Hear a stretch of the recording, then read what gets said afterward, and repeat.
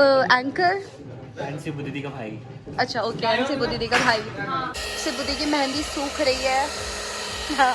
Hello guys, so welcome and welcome back to my blog channel. और ये blog मैं बना रही हूँ उस चोर को एक्सपोज करने के लिए जिसने सिब्बू दी की एंगेजमेंट की रिंग चुराई। उसने हमसे कैसे दोस्ती करी, उसने हमारे साथ बातचीत कैसे स्टार्ट करी। तो आप लोगों को ये तो पता ही था कि लड़के वाले अलग आ रहे हैं और लड़की वाले अलग। तो वो आ रहा था लड़के वालों की साइड से, तो तब तक हम उसको नहीं जानते थे। फिर फर्स्ट डे था मेहंदी का फंक्शन। मेहंदी के फंक्शन में मुझे किसी से पता चला था कि ये एंकर है। तो व्लॉग जब मैं बना रही थी तो मैंने उसको व्लॉग में लिया था कि आप एंकर हो। तो उसने कहा नहीं, मैं सिब्बू दी का भाई हूँ। तो मुझे भी लगा कि हाँ शायद होगा भाई, कोई कज़न वगैरह होगा तो एंकरिंग भी करता होगा। ये सिब्बू दी की प्यारी सी मम्मी, ये तो जानती हो आप लोग। आप एंकर। एंड सिब्बू दीदी का भाई। अच्छा ओके, एंड सिब्बू दीदी का भाई। ठीक है। तो फिर जब शाम में हम मेहंदी के फंक्शन में गए तो वो आ गया हमसे बात करने के लिए कि हाय दी कैसे हो, मुझे गेम्स खिलाना है तो आप लोग भी पार्ट लेना, आप लोग अपना नाम बता दो। बाकी उसने कोई गेम्स नहीं खिलाया, कुछ नहीं खिलाया। फिर वो खुद के बारे में बताने लगा कि मैं बड़े बड़े इन्फ्लुएंसर सबके साथ काम कर चुका हूँ, मैंने ये करा है, मैंने वो करा है, और मैं सिर्फ 17 साल का हूँ। तो हमें भी लगा कि हाँ चलो, 17 साल का बच्चा अगर इतना कर रहा है तो अच्छी बात है। तो गाइज़, जैसा कि मैंने बताया था कि ये मेहंदी वाले दिन से ही चेप हो रहा था। तो ये रहा वो हमारे साथ, पीछे मैं खड़ी हूँ, मैं माहिदी, और वो भी हमारे साथ ही खड़ा है। और इसी दिन से मतलब ये बहुत ज़्यादा हमारे में घुसने लगा था, बहुत ज़्यादा दीदी दीदी, मतलब बात करने के लिए किसी भी तरह, मतलब एक होता है ना ग्रुप में एंटर करने के लिए, ताकि इसको हमारी सारी बातें पता चल सके।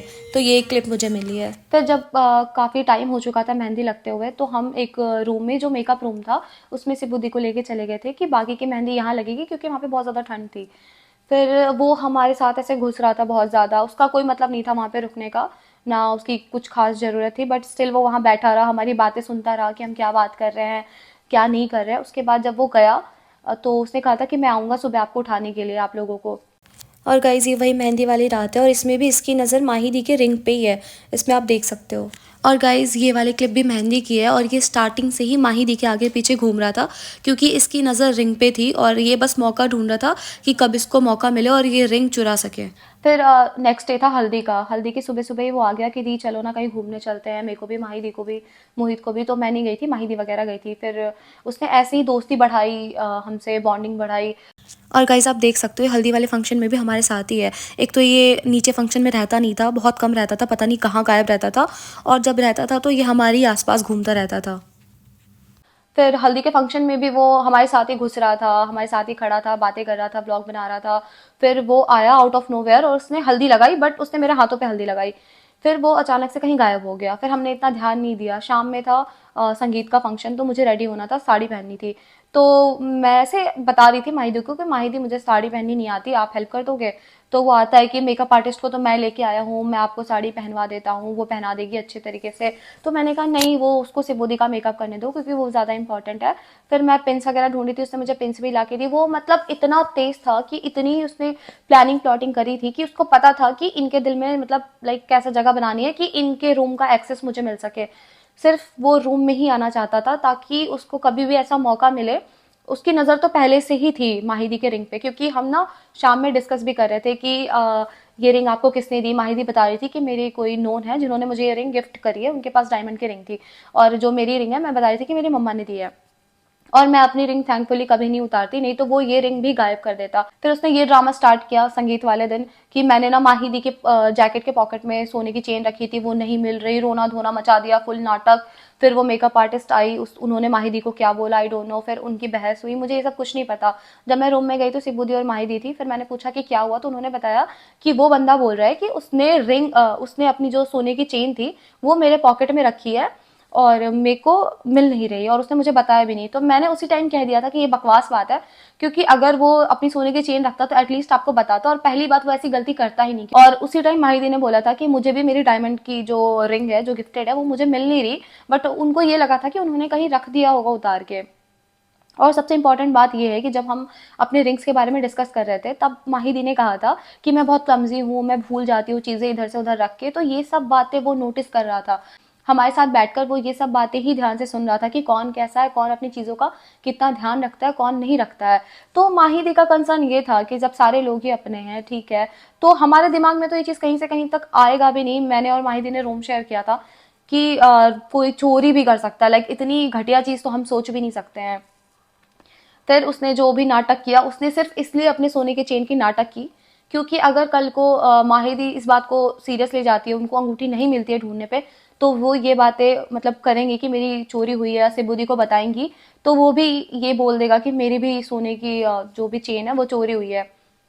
तो ये सब सारी प्लानिंग प्लॉटिंग कर रहा था वो 17 साल का बच्चा, जो कि 17 साल का है भी नहीं। और वो पूरे फंक्शन में मोस्ट ऑफ द टाइम तो हमारे साथ ही था। वो भी हमारे साथ एज इन कि अगर वो नीचे रहता था फंक्शन में तो वो हमारे साथ रहता था, अदरवाइज वो गायब रहता था। अब वो कहाँ गायब रहता था, क्या था, कुछ नहीं पता। इवन माहिदी ने तो उसे हमारे रूम की चाबी तक दे दी थी कि तू जा ढूंढ ले, क्योंकि हम ये दूर से दूर तक कभी सोच भी नहीं सकते कि ये बंदा चोर निकलेगा। पर क्या ही कह सकते हैं, लोग आजकल कुछ भी करते हैं, कलयुग चल रहा है, कुछ भी हो सकता है। किसी पे भी आंख बंद करके ट्रस्ट करना ही नहीं चाहिए। और माहिदी ने अपने रिंग की बात सिर्फ मुझे बताई, मोहित को बताई, अदरवाइज किसी को नहीं बताई। उन्होंने सिब्बू दी तक को नहीं बताई कि उनको लगा कि उनका फंक्शन खराब ना हो जाए या जो भी। फिर जब यहाँ आने के बाद जब माहिदी को पता चला कि सिब्बू दी की भी रिंग गायब हुई है, तो उनका दिमाग ऐसे हो गया कि मतलब ये क्या हो रहा है, मतलब ऐसा कौन है कि जो चोरी कर सकता है, क्योंकि वहां सारे फैमिली और फ्रेंड्स ही थे, उसके अलावा कोई था ही नहीं। उसके बाद जब रिसेप्शन में ये सारा कांड हुआ, जब उसने ज्वेलरी की हेर फेर करी, तब जाके कहीं ना कहीं पता चला कि सोने की रिंग भी उसी ने गायब करी है। क्योंकि सिबुद्दीन ने ये चीज खुद ही बताई कि जो ज्वेलरी वाला बैग था, क्योंकि मेकअप आर्टिस्ट वही लेके आया था, तो सारा सामान भी इधर उधर वही लोग कर रहे थे। तो जब ज्वेलरी वाली बैग उन्होंने मंगवाई थी रूम से, तो उनकी मम्मी ने उसको ही दिया था। सिबुद्दी की जो मम्मी है आंटी, उन्होंने वो ज्वेलरी वाला बैग उसको दिया था। तो उसने वहां से तो रिंग गायब कर दी। और शादी में भी मुझे पूरी शादी में वो कहीं नहीं दिखा, मतलब वो पता नहीं कहाँ गायब था। वो शादी मंडप में भी नहीं आया, कहीं नहीं। एक होता है ना, चोरी करने के बाद इंसान थोड़ा डरा रहता है कि कहीं अगर चेकिंग चालू हो जाए, या अगर सिब्बू दी ने भी नोटिस कर लिया होता। उनको भी उस टाइम लग रहा था कि कहीं रख दी होगी, कहीं भूल गए होंगे। उनको भी ये कोई आइडिया नहीं था कि चोरी हो गई है। उसको ये लग रहा होगा कि कहीं चेकिंग हो गई, इन केस कहीं पकड़ा ना जाए। तो इसलिए वो भी थोड़ा डरा था, उसकी भी शक्ल की हवाइयाँ उड़ी हुई थी। फिर जब रिसेप्शन में ये सब हुआ, फिर मुझे माहिदी से एक और बात पता चली। उस टाइम भी उसने ये नहीं सोचा कि पर्स सिर्फ माहिदी ने उसको पकड़ाया है, तो अगर वो गायब करेगा तो डायरेक्टली पता चल रहा है कि उसी ने गायब करा है। पर कहते हैं ना कि वो बदल नहीं सकते इंसान का नेचर। तो गाइज़ ये मेरे रिसेप्शन की व्लॉग है। इसमें भी ये पहले से ही गेट पे खड़ा था और बार बार कॉल कर रहा था कि आप कब आओगे, मतलब जल्दी आ जाओ, मैं पहुंच गया हूँ। माहिदी को भी कॉल कर रहा था। तो अब तो समझ आ रहा है कि कुछ प्लानिंग ही चल रही होगी इतना सच जानने के बाद। और जो उसने ज्वेलरी वाला हेर फेर किया वो तो अलग। और मुझे स्पेशली मुझे उसके बाद जब मैं यहाँ पे आई घर पे शादी के बाद, तो उसकी हमेशा कॉल्स कि दीदी चलो ना साथ में ब्लॉग करते हैं, दीदी यहाँ चलो वहाँ चलो, मेरे साथ इस फंक्शन में चलो, मेरे साथ उस फंक्शन में चलो। वो तो थैंकफुली मैंने हर फंक्शन के लिए मना किया उसको, नहीं तो वो बहुत मतलब ऐसे जिद कर रहा था कि नहीं दी आप चलो। क्या पता कल को मुझे किसी फंक्शन में लेके जाता और फिर वहाँ पे कुछ चोरी करता और शायद नाम मेरे पे भी आ जाता, हु नोस।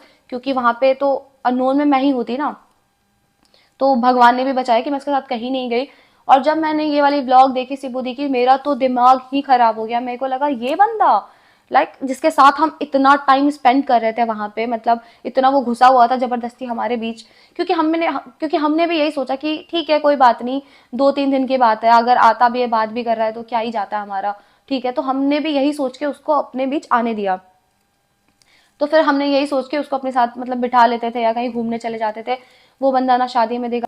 फिर रिसेप्शन में भी उसकी काफ़ी कॉल की दी, आप कब तक आओगे, कितने बजे पहुंच रहे हो। मेरे को तो लग रहा है कि उसका दिमाग में लाइक ये चल ही रहा होगा कि कहाँ से क्या मौका मिल जाए कि इनका भी कुछ चुरा लूँ मैं, कुछ गायब कर दूँ। वो तो थैंकफुली फ़ोन वोन नहीं दिया हमने उसके हाथ में, क्या पता फ़ोन भी गायब करके बोलता मुझे नहीं पता। फिर हम किसको ही ब्लेम करते हैं, वहाँ पे हर जगह तो कैमरेज होते नहीं है अब। और ये व्लॉग मैंने सोचा था कि मैं नहीं बनाऊंगी, बट मेरे बनाने का यही रीज़न है कि जो ये लोग सोचते हैं ना कि अपने आधार कार्ड पे एज कम करा के खुद को नाबालिग दिखा करके चोरी कर लेंगे और फिर इनका तो कुछ होना है नहीं, मतलब क्योंकि इनके खिलाफ, नाबालिग के खिलाफ लॉ भी इतने नहीं है कि कुछ हो सके, कुछ एक्शन ले सके। तो इनके दिमाग में यही रहता है कि चलो हम तो बच्चे हैं, हम कर लेते हैं, कोई हमारा क्या ही कर लेगा। तो ये चीज़ बहुत गलत है। इस चीज़ के खिलाफ भी एक्शन लेना चाहिए, मतलब जो भी हमारे लॉ है या जो भी है। तो मैं बस इतना ही कहना चाहूँगी कि अगर आप लोग भी मतलब किसी पे ऐसे ट्रस्ट करते हो, अगर आपका भी नेचर है कि किसी के प्यार से बात करने पे आप मतलब दोस्ती कर लेते हो या पिघल जाते हो, तो प्लीज़ बी अवेयर, आप लोग ऐसा बिल्कुल मत करो। क्योंकि अब एक ही दुनिया, वो कहते हैं ना कलयुग, वो कलयुग अब आ चुका है। और मतलब मेरा भी नेचर ऐसा है कि मैं किसी पे ऐसा तुरंत ट्रस्ट कर लेती हूँ। कोई प्यार से बात करे तो हाँ चलो ठीक है, ये बंदा या बंदी तो अच्छे है, या तो कोई दीदी दीदी बोल के अगर बात करे ना तो फिर मेरे को ये लगता है कि अरे ये तो बच्चा है या ये तो बच्ची है। बट नहीं, ये दुनिया काफ़ी आगे बढ़ चुकी है इन सब चीज़ों में। तो प्लीज़ आप लोग भी किसी पे ऐसे आँख बंद करके ट्रस्ट ना करें। मैं तो यही कहूँगी, अगर कोई नोन इंसान है तब भी ट्रस्ट ना करे, मतलब ट्रस्ट करे ही ना। हमेशा ना एक अपना वो एक साइड लेके चले कि हाँ ठीक है, कुछ भी हो आँख बंद करके ट्रस्ट नहीं करना है। तो बस गाइज, आज के ब्लॉग में इतना ही। Thanks for watching, be aware. और ये गाइस कुछ क्लिप्स हैं जो मैंने अपने फ़ोन से रिकॉर्ड करी थी। इसमें आप क्लियरली देख सकते हो कि इस बंदे को कितनी इंपॉर्टेंस मिल रही है। लाइक सब ने इसको कैसे फैमिली की तरह ट्रीट करा, बट इस लड़के ने इस चीज़ की भी कदर नहीं की। एक मतलब होता है ना इंसान का दिल कि सब इतना प्यार कर रहे हैं, हमारे साथ ही बैठ रहा है, हमारे साथ ही उठ रहा है, खा रहा है, डांस कर रहा है, और फिर मतलब हमारे यहाँ पे चोरी। Like shame on him, seriously.